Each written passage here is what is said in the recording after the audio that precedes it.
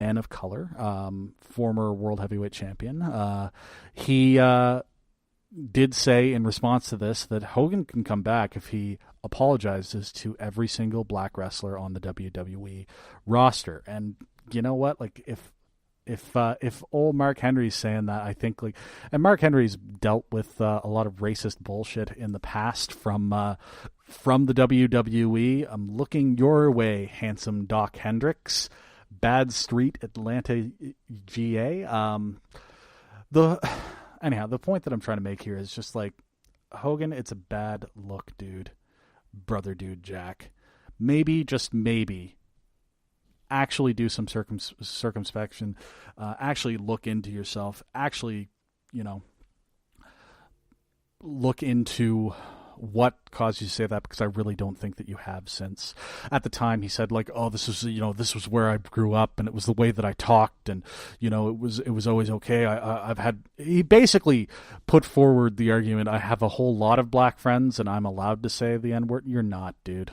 You're just not. I have a hard time. I've been saying the words, the N-word, during this entire conversation. Even though if I were to actually say the N-word, it wouldn't be violent, it wouldn't be hateful, it wouldn't be anything at all along those lines. It would be purely intellectual. It would be academic. It would be for the purposes of analysis. I don't feel comfortable even saying it here. I've got no fucking filter on this show. There you go. I just dropped an F-bomb, but I can't. Just for the purposes of it could be misinterpreted. I just can't, in good conscience, say it. And I just don't think that Hogan has that bone in his body. I just don't. And honestly, I don't see how Hogan gets welcomed back with open arms. Those are just my opinions on the matter, anyhow, and I think that that's probably enough about professional wrestling. So we're going to stop it there, and we're going to come back with our very special guest. That's right. Just like I said at the top of the show, we finally delivered on getting a guest in, and next up, Natalia Ryan.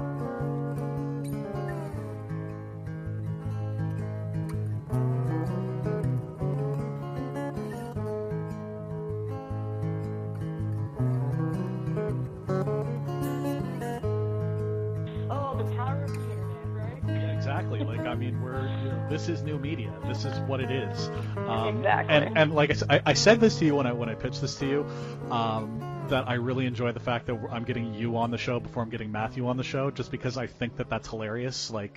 It is hilarious because, for God's sakes, his degree is in radio journalism. Yeah. For the longest time, it was supposed to be he and I were going to do a podcast together, and then yeah. I just finally got a microphone just as he was starting a new job, and that was just sort of it. I was just well, I'm doing this now. It's not like I gave him an ultimatum. I was just I'm just gonna rush headlong into this, and it's probably gonna be a disaster. Back at home, I do have a microphone. He could easily be doing this with you. Well, I mean, I certainly want to have him on at some point, and I should probably introduce you now, because we're just sort of doing. I stole the close of my podcast from Colt Cabana. I'm stealing my interview tactics from Mark Maron. Sounds good.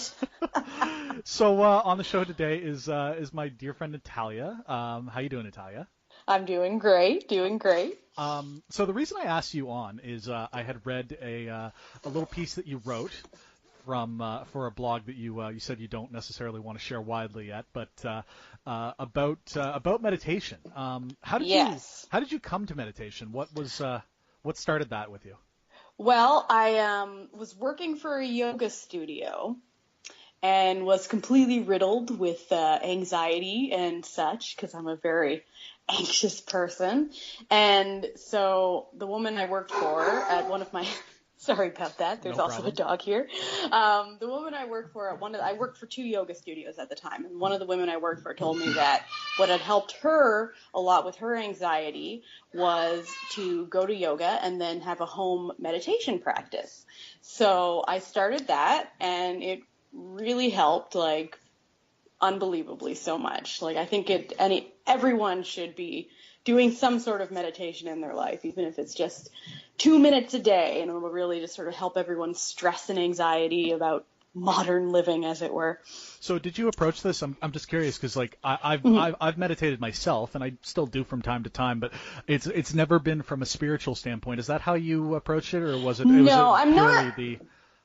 I'm not a very spiritual person. Like, I'm not religious, and I sort of feel like my own personal energy, like, not to sound too, hippy dippy about it, really benefited from it. And just like the act of just focusing on doing nothing but breathing really makes all of just everything just sort of melt away, and nothing seems quite so bad when you come back to your mental self afterwards. So Yeah, because like your living situation when you started wasn't the best. Like, I mean, I loved your old place, but I did. Oh, the hot mess of the neighbors that we had. Oh boy. Oh, the screaming and the fighting. It felt like I was on like an episode of Jerry Springer every day, like just the shenanigans that would happen at my old place. But the new place is a lot better now because there's no neighbors. Yeah, so. You're like completely out of the way of absolutely everything. Your neighbors are delight. like the shipyard. Yeah, my neighbors are the shipyard and a military base. They're pretty good neighbors. That's pretty hilarious.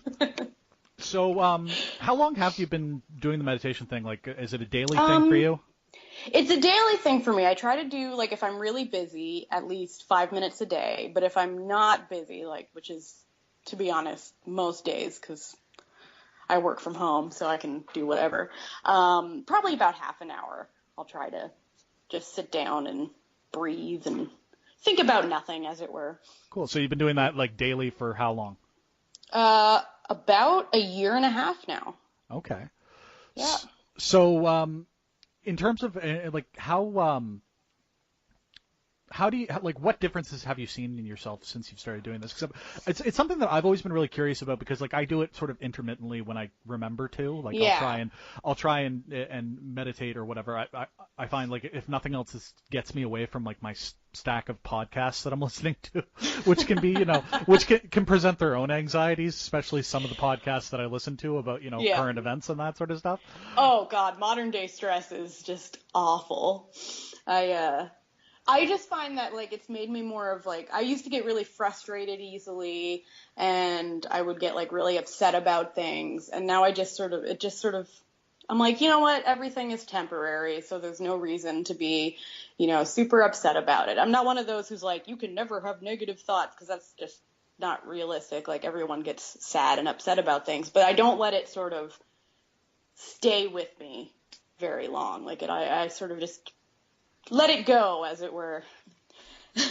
That's awesome. I like that. And I like that that you're sort of proof positive that there is benefits for this, even if you separate it totally are. Like, I like to always quote my mom. She's so funny. She's like, "Oh, today it's so much more violent and terrible out there." And I'm like, "No, Mom, like, it's not. It's just that now with things like the internet and TV and, like, 24-hour news and everything, we just hear about every little thing." Well, yeah, that's the funny happening. thing. Like I have to remind myself of that too. Of like, you know what? Yeah.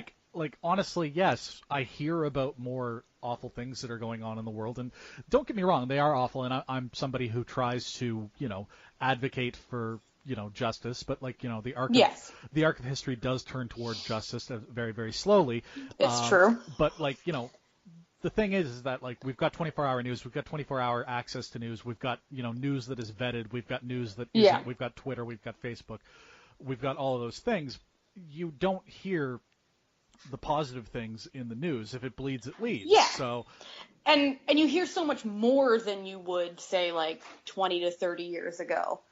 So like it leads to a lot of like I think just like generalized anxiety in an entire population to think like, oh, the world's terrible and everything is going to hell. But as I told my mom, like, Mom, you used to have to do like nuclear bomb raids in elementary school. Like, the world's still terrible, so let's not get focused on, the amount that we're hearing. Just like do small things to make you less stressed about it, which lets you come up with solutions and ways to make the world, even if it's just in like little ways, better around you. And that's the only way to combat this sort of wave of negativity that sort of exists as a sort of nexus in the world, Yeah, absolutely. Absolutely. Yeah. So I know that you're also a big fan, and you mentioned that you used to work at a yoga studio. I know you're a big fan of yoga. When did you start doing yoga? I started doing yoga actually back when I lived in Montreal, so many, many, many, many years ago. But then I sort of lapsed into not doing it for about 2 years. And then when I got the job I worked for a yoga studio in Montreal when I lived in Halifax. I'm their graphic designer and like sort of social media person. But I just wanted like a second job so I could go meet people because I'm really bad at leaving the house and meeting people. So I got a job. I'm familiar. Yes, you know. The number of times I've invited you out and Matthew's just like, just Natalia sends her regards. Like, she's at home watching Korean television. Like, let her be. You substitute Korean television for like Grey's Anatomy, and you've got my like other half, it's my version of a soap opera. I think I jokingly tell Matthew like, "Oh, I'm watching my stories," like an old lady. But no, so I got a job at this yoga studio as an attempt to go out and meet people, and then with that came a free yoga membership that I could go free for whenever I wanted. So then I just started going all the time. And then after I left that studio, I just kept doing it at home. So now I have like a really sort of constant at-home yoga practice, which is great. I'm still a little chubby bunny, but that's okay. That's not the point of yoga. So again, you this is something that you, like you said, you're not that overly spiritual person. I know that yoga can oftentimes be wrapped up in the mysticism, in the the religiosity or whatever of whatever mantra, whatever is that sort the right of word?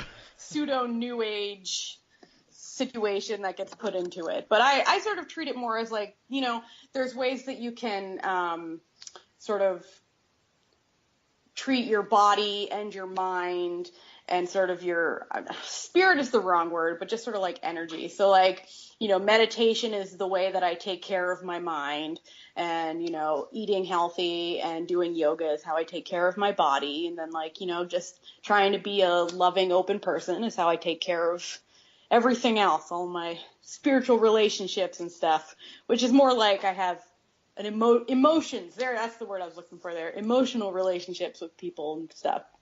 So. Yeah, I like to, like, because you are an incredibly positive person, and you've always been very, very warm. Well, you're laughing at me here, but like you've always been very warm to me and all that sort of stuff. I like to imagine that you bottle up your negativity in your dog.